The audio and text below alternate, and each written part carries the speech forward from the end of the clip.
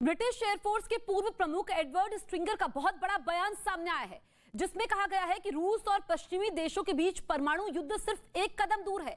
Edward stringer ने कहा कि युद्ध जिस तरह से आगे बढ़ रहा है, कभी भी कुछ भी हो सकता है। परमाणु युद्ध भी संभव है। दुनिया के बड़े बड़े युद्ध रणनीतिकार इस वक्त इसी सवाल पर चर्चा कर रहे हैं कि क्या पुतिन न्यूक्लियर बम का बटन दबा सकते हैं। रूस के एटम बम इस वक्त क्यों इंटरनेशनल हेडलाइंस में है? क्या वाकई में रूस और यूक्रेन का युद्ध ऐसे मोड़ पर पहुंचने वाला है कि पुतिन कभी भी एटम बम का इस्तेमाल कर सकते हैं? आपको हर सवाल का जवाब मिलेगा हमारी स्पेशल रिपोर्ट में।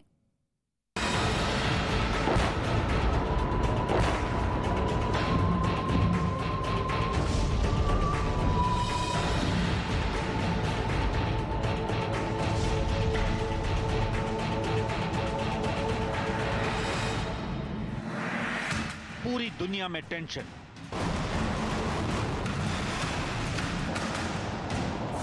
क्या पुतिन चलाएंगे एटम बम? पुतिन के पास अब एक ही अचूक हथियार बचा है, एटम बम।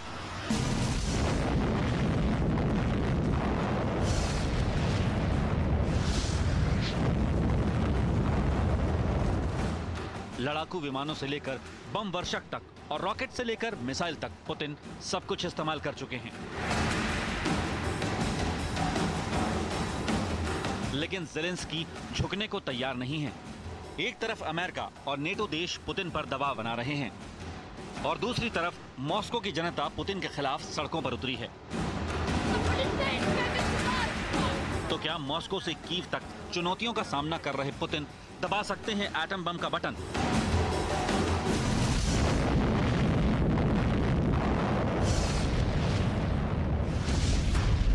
दुनिया की सबसे बड़ी खबर इस वक्त यही है। दुनिया के बड़े बड़े अखबारों में लेख लिखे जा रहे हैं। क्या पुतिन एटम बम का इस्तेमाल कर सकते हैं? अगर परमाणु युद्ध हो गया तो क्या होगा?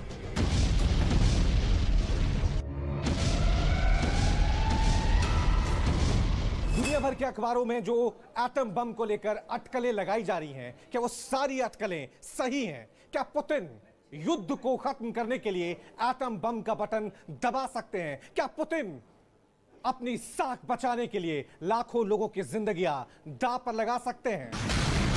असल में यूक्रेन को लेकर पुतिन का अनुमान पूरी तरह फेल साबित हुआ है।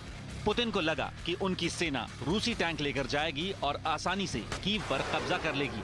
पुतिन को यह भी लग रहा था कि यूक्रेन में मौजूद रूसी मूल के लोग खुद ही आगे आकर रूस की आर्मी का स्वागत करेंगे। लेकिन युद्ध के 3 हफ्ते बाद अब पुतिन को यह समझ में आ गया है कि ये सारी बातें ख्याली पुलाव थीं।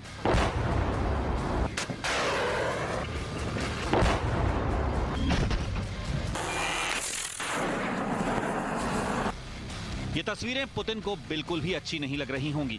ये यूक्रेन के ही लोग हैं जो यूक्रेन की सेना के साथ खड़े हो गए हैं और आखिरी दम तक मोर्चा लेने के लिए बोरियों में रेत भर रहे हैं।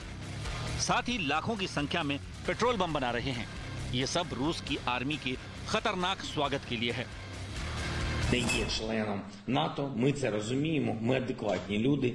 Роками ми чули про нібито відкриті двері, але вже почули також, що нам туди не увійти, і це правда, і треба це визнавати. Я радий, що наш народ починає це розуміти і розраховувати на себе і на наших партнерів. यानी पुतिन को पता चल चुका है, मोर्चा बहुत कठिन है, क्योंकि यूक्रेन की जनता के अंदर राष्ट्रवाद की भावना भर चुकी है और वो युद्ध के दौरान हर तरह की परिस्थितियों से निपटने के लिए तैयार हैं। प्रेसिडेंट पुतिन को भी ये मालूम है कि एक बार अगर परमाणु हथियार शुरू हो गए तो पूरी दुनिया समाप्त हो जाएगी। ये इस बात को भूल जाइए कि सिर्फ एक ही एटम बॉम्ब गिराया जाएगा। अगर एटम बॉम्ब गिराए जाएंगे तो ये बहुत बहुत भारी तादाद में गिराए जाएंगे और उसके बाद जवाबी कार्रवाई भी होगी और इस प्रकार की कार्रवाई होगी कि मुझे तो साफ दिखता है कि पूरी दुनिया तबाही हो जाएगी। युद्ध शुरू करना है या नहीं, ये तो इंसान के बस में होता है, लेकिन युद्ध खत्म कब होगा, कैसे होगा, ये परिस्थितियां तय करती हैं। यूक्रेन में भी अभी ऐसे ही हालात बने हुए हैं। ये बात तो कभी किसी ने सोची नहीं थी कि दूसरा विश्व युद्ध खत्म करने के लिए अमेरिका हिरोशिमा और नागासाकी पर परमाणु हमला कर देगा। लेकिन 2 लाख जापानियों को मारने वाले अमेरिका पर न तो कोई केस चला न कोई मुकदमा, बल्कि उल्टा अमेरिका को यह क्रेडिट दिया गया कि उसने परमाणु हमला करके दूसरे विश्व युद्ध को खत्म कर दिया। रूस खुद को अमेरिका से ज्यादा बड़ी महाशक्ति साबित करना चाहता है, इसलिए जब रूस ने यूक्रेन पर हमला किया तो यूक्रेन की घेराबंदी के चौथे दिन ही रूस ने अपने परमाणु हथियारों को अलर्ट पर कर दिया था। 1991 में रूस की स्थापना हुई थी और 31 साल बाद पहली बार रूस ने अपने परमाणु हथियारों को अलर्ट किया था। रूस के पास जल, थल, नभ से किसी भी देश पर मिसाइल हमला कर पाने की परमाणु क्षमता है। रूस समंदर के अंदर छुपकर अपनी पनडुब्बी से परमाणु हमला कर सकता है। रूस अपने Tu-160 बम वर्षक से आसमान से परमाणु हमला कर पाने में सक्षम है। इसके अलावा रूस के पास परमाणु हमला करने में सक्षम अत्याधुनिक स्तर के बैलिस्टिक मिसाइल मौजूद हैं।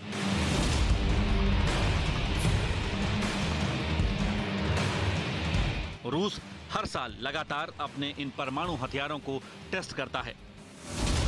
पुतिन ने परमाणु जखीरे को अलर्ट पर रखा था। इसके बाद भी जो बाइडेन को नहीं लगता कि पुतिन परमाणु हमला करेंगे, लेकिन बाइडेन ने यह भी कहा कि पुतिन के दिमाग को पढ़ना मुश्किल है। I don't think he is remotely contemplating using nuclear weapons, but I do think I think he is focused on trying to convince the world that he has the ability to change the dynamics in Europe in a way that he cannot. But I don't. How much of it is a cover for just saying we're just doing exercises, and there's more than that? I just can't. Putin एक तानाशाह है और तानाशाह कभी हारना नहीं चाहता है। अगर रूस और यूक्रेन की इस जंग में रूस हारने लगता है तो पुतिन कुछ भी कर सकते हैं। कुछ भी में सब कुछ शामिल है, यानी पुतिन हार वाली स्थिति में एटम बम का बटन भी दबा सकते हैं। याद कीजिए 60 साल पहले क्यूबा में रूस ने क्या किया था। अमेरिका के पास ही मौजूद क्यूबा में अपने न्यूक्लियर मिसाइल तैनात करके रूस ने सीधे अमेरिका को परमाणु हमले के टारगेट में ले लिया था। और अब पुतिन भी सीधे परमाणु हमलों की धमकी दे चुके हैं कि अगर युद्ध में किसी भी नेटो देश ने दखल दिया तो उनके पास परमाणु बमों का पूरा जखीरा है। Объединенной организации НАТО и России несопоставим. Мы понимаем, но мы также и понимаем, что Россия одна из ведущих ядерных держав, а по некоторым компонентам по современности даже многих опережает. Победителей не будет. И вы окажетесь втянутыми в этот конфликт помимо своей воли. Господин президент, конечно, не хочет этого развития, и я не хочу. И я не хочу. रूस लगातार पोलैंड को धमकियां दे रहा है। रूस की न्यूक्लियर मिसाइलों को डोम्बारोवस्की मिलिट्री बेस से पोलैंड की राजधानी वॉर्सो तक पहुंचने में सिर्फ 3 मिनट का वक्त लगेगा। इसी मिलिट्री बेस से अमेरिका के न्यूयॉर्क शहर तक रूस की न्यूक्लियर मिसाइल सिर्फ 15 मिनट में पहुंच जाएंगी। अगर परमाणु हमले के लिए रूस अपनी घातक पनडुब्बी का इस्तेमाल करे तो दुनिया के किसी भी शहर को टारगेट करने में रूस को 1 मिनट से भी कम का समय लगेगा।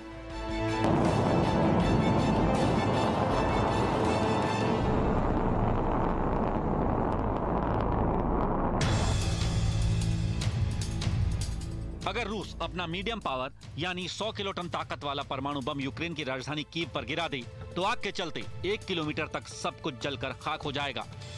एयर ब्लास्ट 1 के बाद 3.5 किलोमीटर तक झटके महसूस होंगे। 10 किलोमीटर तक रेडिएशन फैल जाएगा जो न सिर्फ जानलेवा होगा बल्कि पीढ़ियों को बीमार करेगा। 5 लाख से ज्यादा लोग मारे जाएंगे। एयर ब्लास्ट 2 में 14 किलोमीटर तक इमारतें ध्वस्त हो जाएंगी। 48 किलोमीटर तक थर्मल रेडिएशन का असर होगा। 15 से 27 लाख लोग रेडिएशन की चपेट में आएंगे। एयर ब्लास्ट 3 के बाद 94 किलोमीटर तक खिड़कियों के शीशे टूट सकते हैं। 100 किलोमीटर के दायरे तक तबाही मचेगी। देखिए, जो 1945 में जो एटम बॉम्ब गिराए थे हिरोशिमा और नागासाकी में, वो 20 kT थे। आजकल तो मेगाटन्स में एक बॉम्ब मेगाटन्स में होता है, जिसकी शक्ति उसके 1000 गुना ज़्यादा है। और इस प्रकार के अगर बॉम्ब्स पूरी दुनिया में अगर फैलने लगे और चलाने लगे तो रेडिएशन से ही पूरी दुनिया समाप्त हो जाएगी। अगर पुतिन परमाणु युद्ध का आदेश देते हैं तो रूस की सेना जमीन से भी यूक्रेन में भारी तबाही मचा सकती है। रेडिएशन लाखों लोगों की मौत की वजह बनेगा। रेडिएशन के चलते लोगों में उल्टी, मितली, ब्लीडिंग, दस्त या इससे भी ज्यादा घातक लक्षण दिखेंगे। करीब 48 किलोमीटर तक के इलाके में लोगों को 3rd डिग्री बर्न होने की आशंका होगी। विस्फोट के 200 किलोमीटर की दूरी तक खिड़कियां टूट जाएंगी। कई लोगों के सदमे के चलते मरने का खतरा होगा।